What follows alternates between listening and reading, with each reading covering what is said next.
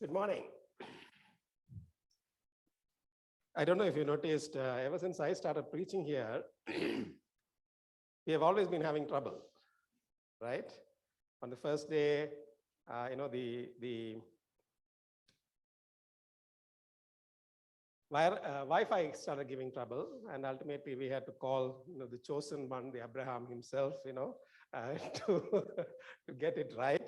The second day, and during the second sermon that we did, the phone was, dropping as if manna from heaven, right? And the third time, that was yesterday, and last Sunday, the video stream went completely array, and when I was reviewing the video, I saw that Manohar was speaking in my voice, right? So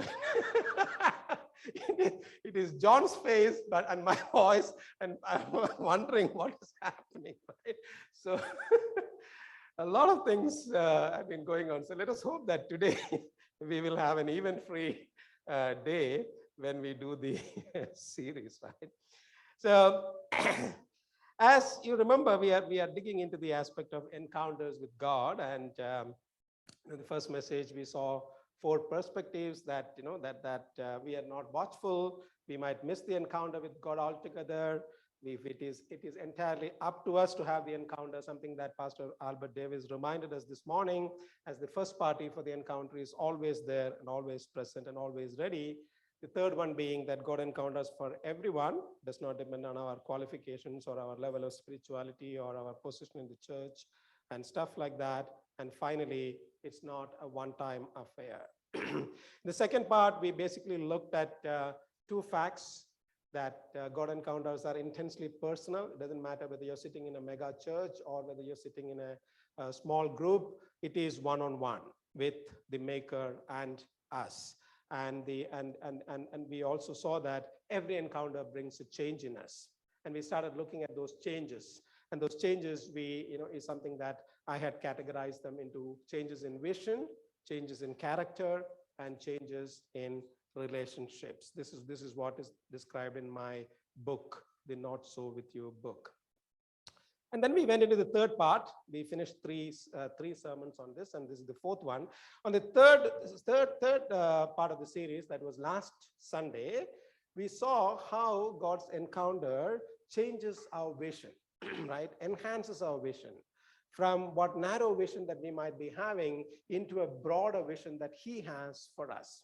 And not only that, we also saw how God orchestrates the situations around us so that His vision for us will be fulfilled. Let me just pick up on that and then and then sort of confirm it with my own experience, right? I've been telling you about my testimony and my conversion story, right? And I talked to you about Leslie taking the risk of marrying me and all that stuff.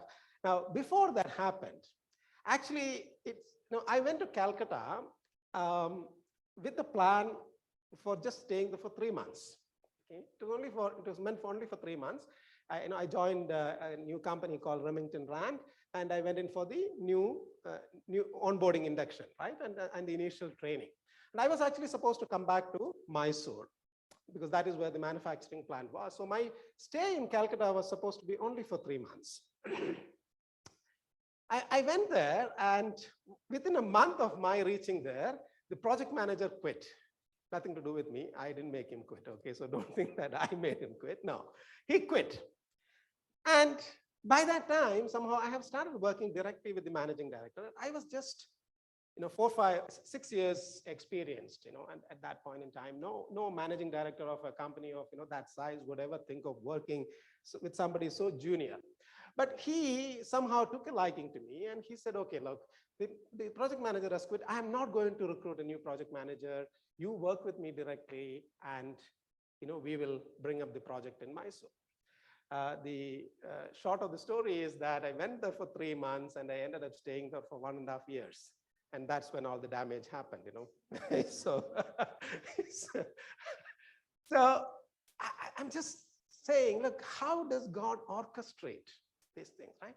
I didn't know God at that time when I went to Calcutta. I didn't know that there was a God.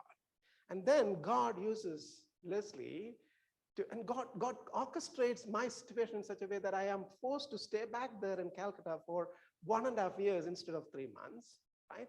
And then obviously brings in me in touch with Leslie, and then, my conversion story starts, right? So remember that if God has vision for us, he will orchestrate things around you in such a manner that he will fulfill his vision for us, right? So today we are going to look at the other part. We saw vision, character, and we said that these are 3 things, right? Vision, character, and relationship. So we will look at character today, right? What are the character changes that an encounter with God can bring and should bring to us, right? And we're going to look at one of my favorite characters in the Bible, Peter, right? I don't know how many of you love Peter, but I love him. I really love Peter, right? And thank you, Pastor, for reading that whole part where Jesus encounters and calls his first set of disciples, right? From John chapter 1. And Peter's first encounter with Jesus is, as Pastor read out in the morning, is described in John 1:40 to 42. I think one of the young ladies already read it, so let me read it out for you. John 1:40 to 42 reads like this: one of the 2 who heard from John, that is John the Baptist, speak, followed him, was Andrew, who was Simon Peter's brother. He first found his own brother Simon and said to him, "We have found the Messiah," which is translated in the Christ. And then he brought him to Jesus, verse 42. And now when Jesus looked at him, he said, "You are Simon, son of Jonah. You shall be called Cephas," which is translated becomes a stone. Now imagine this. This is Simon's first meeting with Jesus, right? And it is Andrew who brings him to Jesus. But what does Jesus do? Jesus turns to him and straight away identifies him. "Hey, I know you. You are Simon, son of Jonah, and I will make you a rock." Right away. The very first instance where Simon has the encounter with God, right? When encounter with Jesus, he says, "I know you, and I'm going to make you a rock." Right? I'm really amazed at that, and I think Jesus repeats that with Nathaniel, right? I think Pastor read it out this morning, right? Same thing happens with Nathaniel. Nathaniel says, "How do you know me, Lord?" And then Jesus says, "I saw you when you were sitting, under the fig tree," and things like that, right? So Jesus knew who Peter was, and then promises him that he will change his name to Cephas. So that's the first encounter itself. But what we don't know is what happened to Peter after that first encounter. John, none of the gospel writers write about that, what happened to Peter. But we know that if you go through this thing, but we will see that Peter has been with Jesus right from there, going to Galilee and going to Cana and all that places, right? But if you really look at the Bible, we know Peter, right? How would you describe Peter? Some of the Peter in the Gospels, beginning. Give me some adjectives of how would you describe Peter? Sorry? Proud fellow, absolutely, yeah. Very impulsive, yes, right? Short-tempered, yeah. Sorry? Very stubborn, absolutely, right? And he also had that know-it-all attitude, right? I know it, right? So bossy, proud, impulsive, self-reliant, outspoken, blunt, unstable. These are the terms that we can easily use to, describe Peter. And that's one of the reasons why I love him, because, I've been like that multiple times. Now, let's see how the continuous encounters with Jesus changes Peter's character, right? Now, if you look at the Bible, and if you look at what theologians say, after the first encounter with Simon and the other disciples were with him at Cana. You remember Cana? What happened at Cana? The first miracle, right? The first miracle of changing water to wine. And he was there.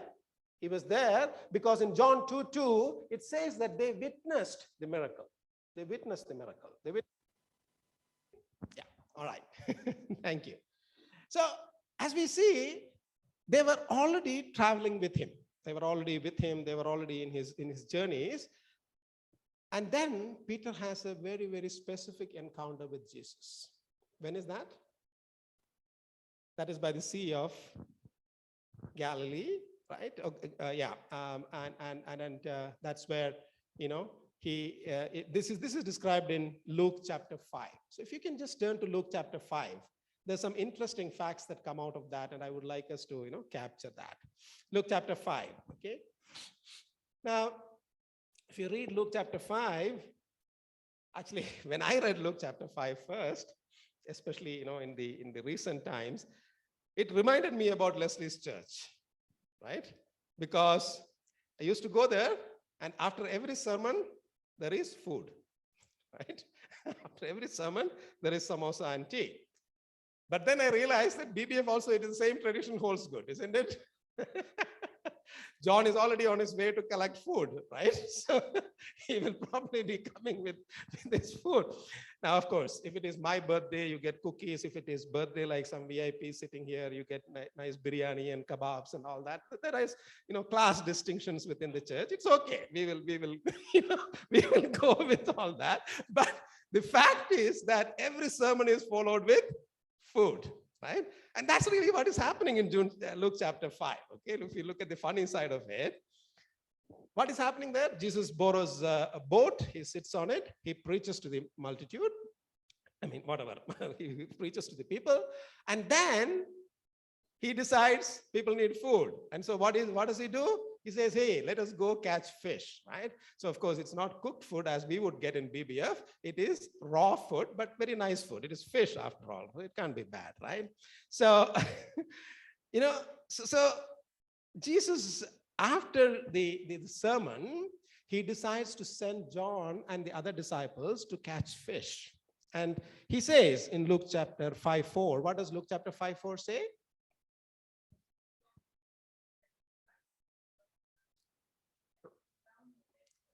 Correct, right? Hey, go, sermon is over. Let's catch some fish and bring it so that people could eat, right? Now, let us study Simon's reaction to this command, okay? Can somebody read Luke 5:5?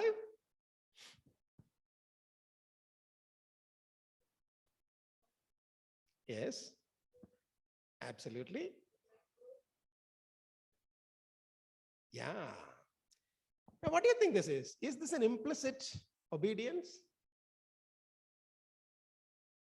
Do you think it is an implicit obedience? No, it is. It's not an implicit obedience. Why does it happen? Now remember, who is Peter? Who is Peter? What is his profession? He is a fisherman, right? And who is Jesus by profession? A carpenter, right? Now, a carpenter is telling a fisherman how to catch fish. Won't you be offended if somebody who has no relation with your profession comes and start teaching you how to do your job, right? So Peter is thinking, man, I have spent my entire lifetime catching fish. I know that the fish comes out in the night and not in the day, and I have already toiled in the night and there was no fish, right? Now, you as a carpenter is telling me that yes, go and launch out into the sea and cast out the net and fish will come.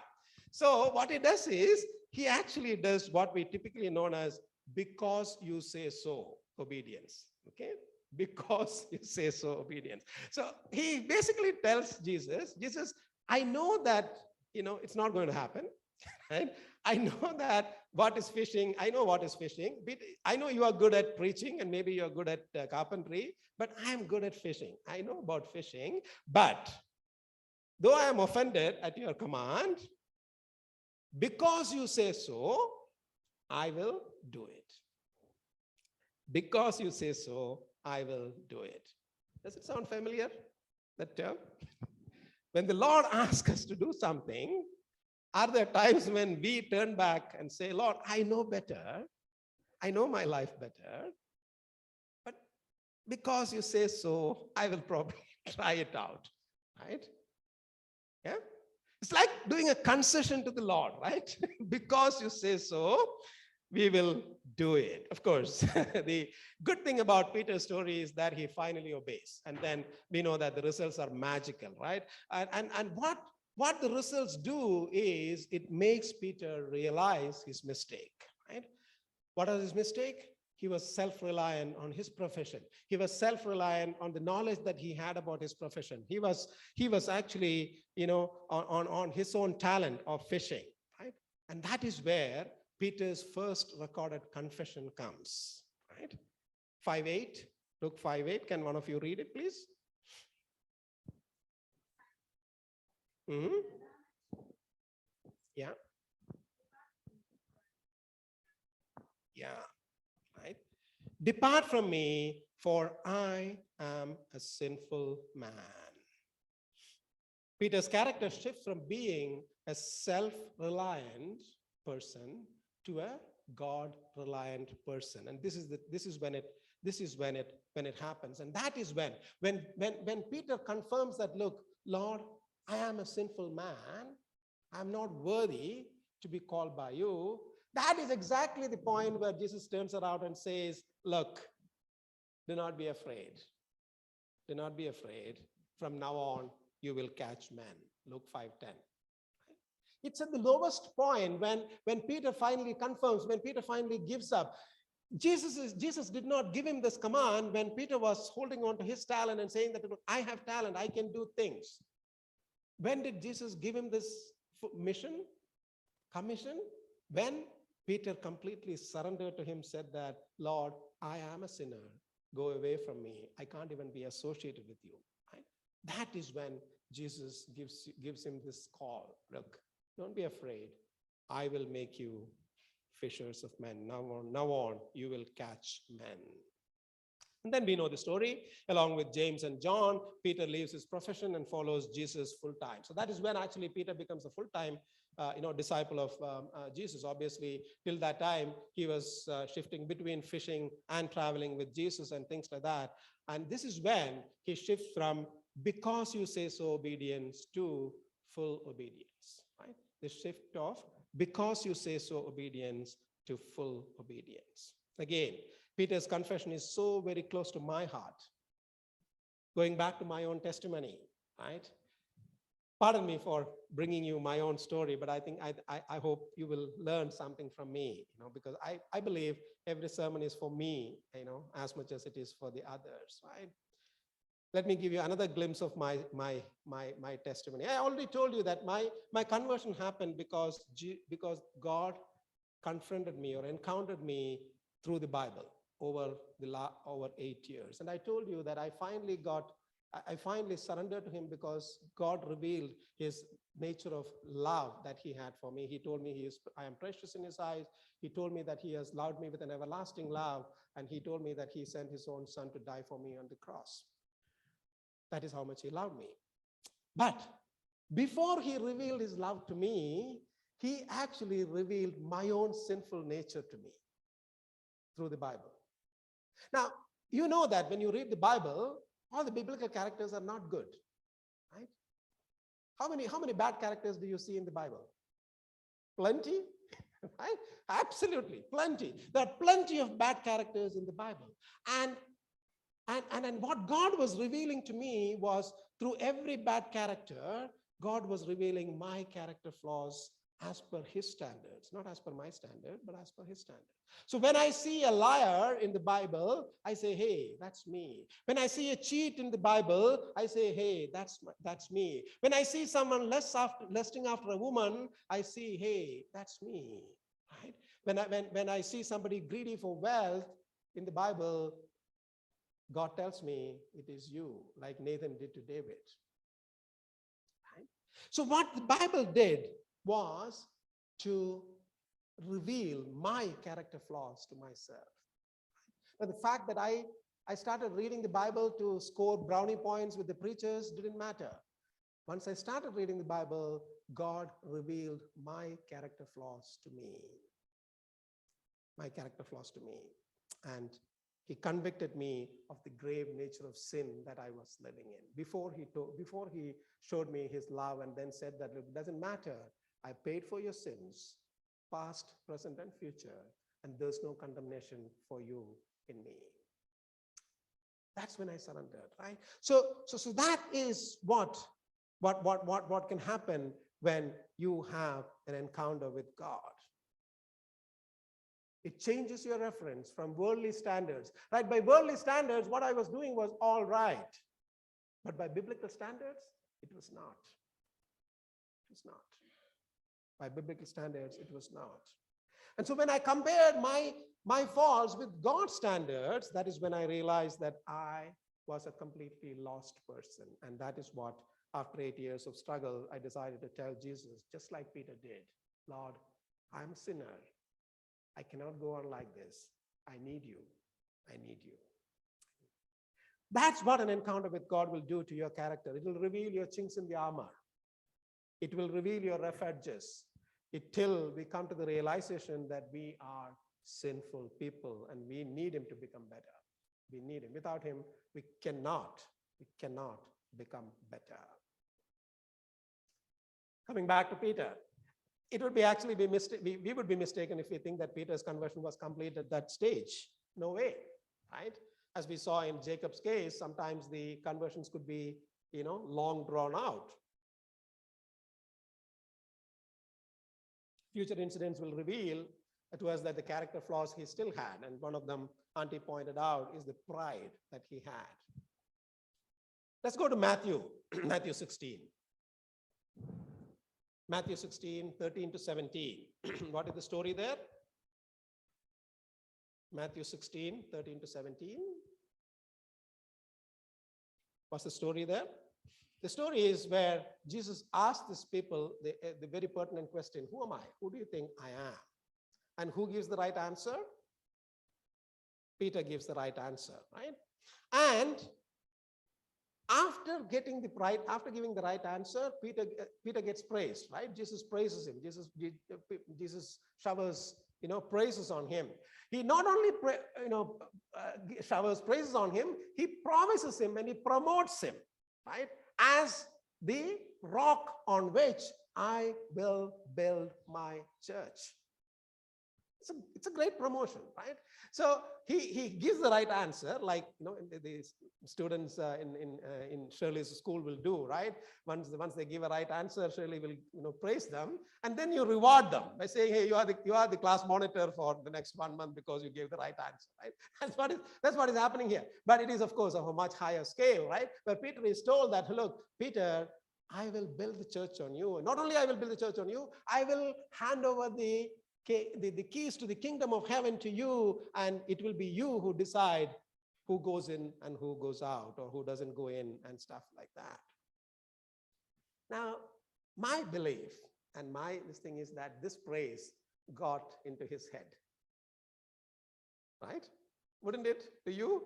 If somebody praises you and then gives you such, promotion, instant promotion and all that, wouldn't it get into your head, right? Unless you are a saint, it will into me, right? And so let us look at the next. And why am I saying that it got into his heart, his head? Let's look into the very next conversation between Peter and Jesus, right? So this is in 16:21 to 22. Okay, 16:21 to 22. Follow with me as I read it.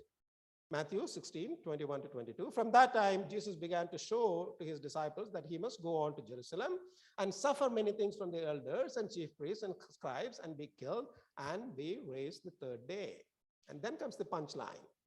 Then Peter took him aside and began to rebuke him, saying, far be it from you, Lord, this shall not happen to you. Just look at Peter's audacity. Right? Look at Peter's audacity. And it's not as if Peter just answered, saying that you are the Christ, you are the Messiah, you are the Son of God. And then immediately after that, what is he doing? He's saying, Jesus, come on. You cannot do this, right? And rebuking him. You cannot do this. Of course, he follows one of the corporate principles that, if you rebuke somebody, rebuke in private. So he does that. He takes Jesus aside. He doesn't rebuke in public, right? So he takes him aside and then rebukes him, right? But what he's saying is, you cannot say these things. You cannot say these things. Where does that come from? You not only praise me, you promise me the keys to the kingdom of heaven, and now you are the builder of the kingdom of heaven, and you are saying you're going to die. So where am I going to get the keys from, man? Where am I going to get the keys from if you die, right? So that's his worry, right? So it is too much for him to accept. So his pride gets in the way, and then he begins to rebuke Jesus. Let's look at another incident. Let's go to the Garden of Gethsemane. We all know the story in the Garden of Gethsemane, apart from the impulsive act of him cutting off the ears of the poor, servant of the high priest, right? When Jesus tells them that, look, you guys are going to stumble and scatter, right? What does Peter do? Go to Matthew 26:33. If I have to picturize, Peter, I wish I had both my hands free now. It will be like this. He'll be puffing up his chest and saying, hey, Jesus, others may betray you, others may stumble, not me, not I, right? He says, even if all were made to stumble because of you, I will never be made to stumble. How does Jesus react to that? Jesus tells him, oh, sure, I tell you, you're going to deny me 3 times. But does Peter give up? No. Peter goes one step above, right? Peter not only says, I'm not going to stumble, he goes one step above and says that even if I have to die with you, I will not deny you. So he ups his ante, ups his pride and says, look, I am loyal to you. I will not deny you. I will die for you. Just thumping, right? He's so proud of himself, and asserts that the temptations and weaknesses are for, other people, are for John and, Pastor Albert and things like that. It's not for me, right? It's not for me, right? Others may stumble, but not I. Others may deny you, but not I. I will even die for you. He probably doesn't remember the Old Testament saying in Proverbs 16:18, which says, pride goes before destruction and a haughty spirit before the fall. He hasn't read the Old Testament by that time, I hope. Okay, probably he read it later. Yeah. Now, but let us pause for a moment and think about ourselves. Think about ourselves. It is easy for us to sit here and analyze Peter and look at his character flaws and say that this was a lost man and all that. But it's better, even better, if we look for a Peter in us. I admit, I have a lot of Peter in me. I don't know about you. Just think about it. But the good news is, a constant walk with Jesus changes us. Constant walk with Jesus changes us, and changes us for good.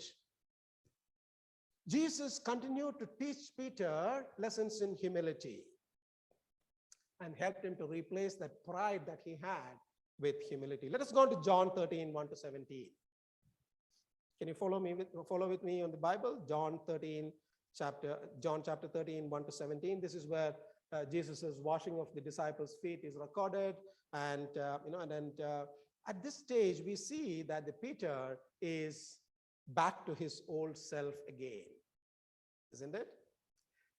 When Jesus takes off his outer garments, picks up the basin, picks up the towel, and starts wiping the disciples' feet, he already saw that he has already washed 2-3 feet, right?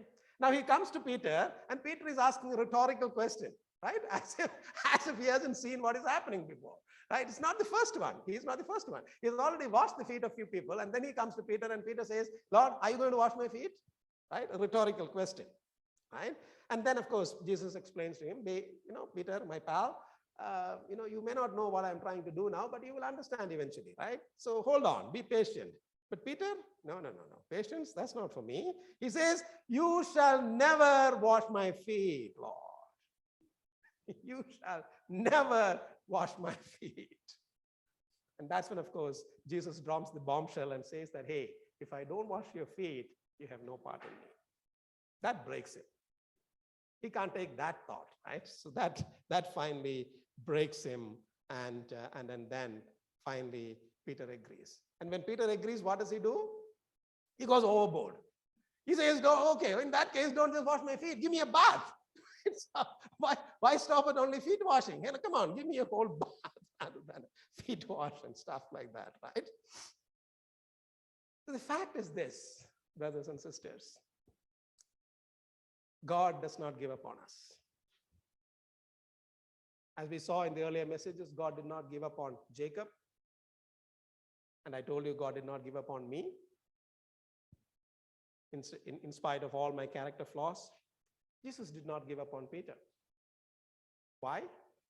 Because it was Jesus' vision that was said in John 1, 41 to 42, that he said, your name is a rock, right?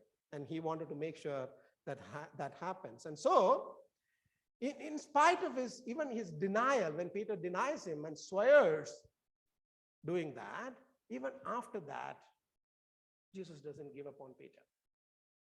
What does Jesus do? Jesus reconciles him in John 21. Go to John 21.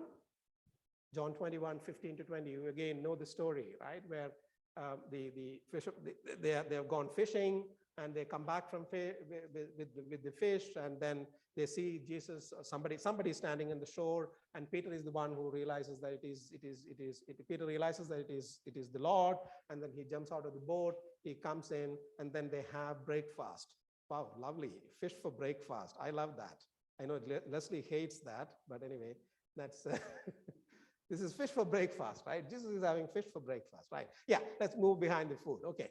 Now, so after that, what Jesus and Peter are doing is they're having a conversation, and Jesus is asking, Peter, do you love me? How many times does he ask? 3 times. Look at his last response. Look at Peter's last response. What is the last response? 21:17. Can one of you read that? Yeah. Yeah. Right. Right. Yeah. Yeah. Right. Right. Thank you. Lord, you know all things. You know that I love you. Compare it with previous statements of Peter that we examined during the beginning of this message. What was Peter's message almost all the time? Jesus, I know where to fish. Jesus, I know when you should suffer or when you shouldn't suffer. Jesus, I know what is best for you. Right? So basically, earlier Peter was saying, Lord, I know fishing better than you, right? I know fishing better than you. When Jesus says, I have to suffer and die, Peter says, I know better, you shall not do so. When Jesus says you will stumble, Peter says, I know myself better, I will not stumble. Then Jesus says, you are going to deny me, Peter turns around and says, I know myself better, I will not deny you. He might not have used this term that Jesus, you don't know. What is he saying earlier? It is exactly the same thing. Jesus, I know better. I know better. And again, when Jesus says, I have to wash your feet, Peter says, no way. No way. His past is filled with contradicting Jesus, isn't it? His past is filled with contradicting Jesus because of his impulsive nature, because of his proud nature, because of his self-reliant nature. He thinks he knows himself too much. He knows he can rely on his talents, and he knows that he can do things. And even if he obeys, it is, oh Lord, because you say so, I will do. Right? Now, on this side, on John 21, he is already on the other side of the cross, and he has seen the empty tomb. What does that do to him? What that does to him is Peter doesn't want to argue anymore. Peter knows that he is the Lord. Peter knows that he is the risen Lord. And Peter says, Lord, you know everything. You know me better than I do. You know everything. You know that I love you. He has learned his lesson in humility. He learned his humility, and he learned it in the hard way. And this change gets further cemented with the coming of the Holy Spirit, right? And in the act, at the Pentecost in Act chapter 3, Peter heals after the Pentecost. Peter heals the lame man, and the crowd is amazed. Acts chapter 3. I know if you look at, can somebody read Acts chapter 3:12? When Peter heals the lame man, and the crowd is amazed at what Peter did, how does Peter react to it? Acts 3:12, please. But when Peter saw this, he replied to the people, Yes. Men of Israel, why are you amazed at this? Exactly. Why do you gaze at us? As if by our own power of thinking we had made him walk. Yeah. Right. Men of Israel, why do you marvel at this? Why do you look at me as if I have done this? Right? It is not I who made this. And then he further endorses saying, and his name in Acts 3:16. Can you follow with me on Acts 3:16? He says, and his name, through faith in his name, has made this man strong whom you see and know. It's not me. It's not something that I did. It is him, and by faith in him. Yes, the faith which comes through him has given him this perfect soundness in the presence of you all. It's nothing to do with me. It's not my talents. It's not anything that I do. It is only by faith. It's only because of him that this man is here. This miracle happened not because of me. You see how Peter is a transformed man, right? From a self-reliant man who wanted to defend Jesus, who wanted to tell Jesus what is right and wrong, who wanted to correct Jesus, he is now in a place where he is willing to give, and he is able to give all glory to Jesus. And he learned his lessons in humility through the encounters with Jesus Christ. And that's why when we read the epistles of Peter, it's beautiful, right? Actually, if you just look at Peter in the Gospels and then read Peter's letters, epistles, you would be amazed at the transformation, right? Let us just close with this thing, right? Peter 5:5-6. Please open to that. 1 Peter 5:5-6. 1 Peter 5:5-6. It says, God resists the proud, but gives grace to the humble. Therefore, humble yourselves under the mighty hand of God, that he may exalt you in due time. By this time, Peter has read the Old Testament proverb saying that I read out earlier. And of course, he had the encounters with Jesus Christ. And he is able to say that, look, God resists the proud, but gives grace to the humble. Therefore, humble yourselves under the mighty hand of God, that he may exalt you in due time. And this advice is authentic because he is speaking from his experience. He's not speaking out of just theoretical knowledge. He is speaking from his experience, from the encounters that he had with us. So this morning, as we wrap up the fourth part of this series, shall we close our eyes? Shall we close our eyes and look for a moment, examine ourselves. Examine ourselves. What are the character flaws that we still have that needs to change? When is the last time that we had an encounter with God and changed a character attribute of ours? As I already indicated, the first sermon itself, one of the good reasons for us to come to church would be to seek an encounter with him. So let's do that. Let's seek an encounter with him today and every Sunday. And let that be our purpose of coming to church, not this Sunday, but every Sunday, to have an encounter with God and make changes in our vision, character, and relationships. Thank you.